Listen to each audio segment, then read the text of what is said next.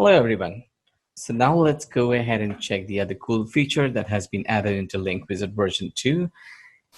We come to the create drop down, we click on it and click on the opt-in link. Once we click on the opt-in link, it would ask you to enter header text of opting form. So for example, I'm just going to go ahead and put test out here, and then I just want the full name and the phone number to be mandatory. I'm just going to go ahead and put that.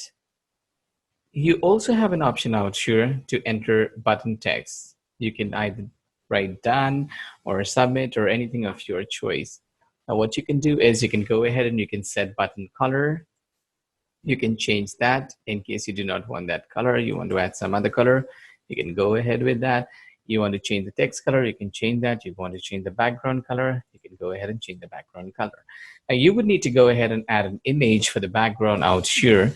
So something that's more prominent, visible, or something that you want as your logo. If it's big enough, you can go ahead and put your logo as well.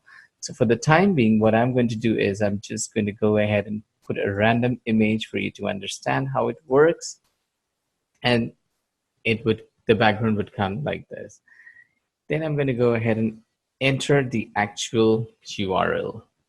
Now, once I enter the actual URL, right below that, it would say, it is mentioned out here, you can add a dynamic value in your link by inserting auto ID. So I come right at the end of it, I type in, and then I go ahead and I would put some value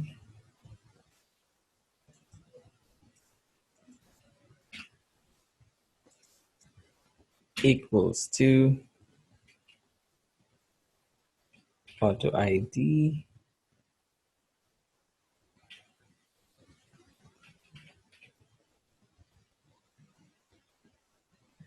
and I will go ahead and create opt-in link.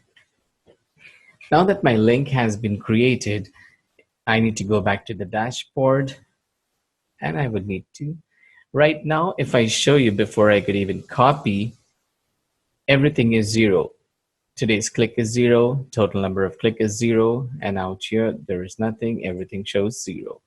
I have clicked on this link. I would go ahead and open a browser and paste the URL out here. Once I do that, I would need to, since I had only mentioned that I need full name and phone number, it would just ask me for that. So I would write Chris Evers out here and I'll give my phone number. Once I do that, I just submit the information. So it's going to go ahead and redirect me to that particular link that was created. Now you remember we spoke about auto ID. Now you see the auto ID has been generated out here. We did mention and then some value equals to, this is the unique auto ID that has been generated. And also remember, the name has come up here along with the phone number. So this will help you to track every unique click. Now, for example, I just go ahead and I open another browser, paste the link out there.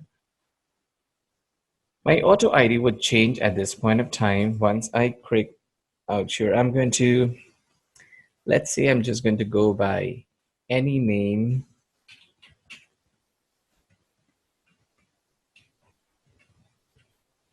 Russell, I'm going to put number as, and submit. Once I do that, it will redirect me to the same link that was there. However, you can track, this is a unique click, because you see, once we had changed the auto ID, we had mentioned the auto ID out there. Now the name has changed. The person who has put the name as Russell, his name has come up and his phone number. So this is how opt-in link works. Now I would show you how many clicks did we get? We need to just go ahead and refresh the page. And it says today there was 2 clicks. The total number of clicks is 2. It would give you the status from where the clicks came in. It was India. The browser use was Chrome.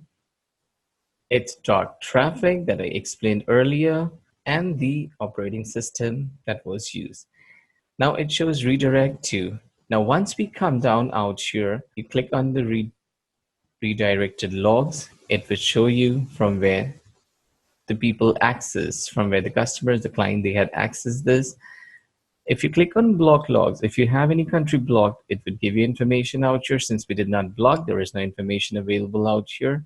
We would explain to you about the conversion status in the later video. When we come to opt-in data, it would give you the name of the person who tried logging into that particular link, tried clicking on those links, filling up their information. So here is the name of those leads, those customers.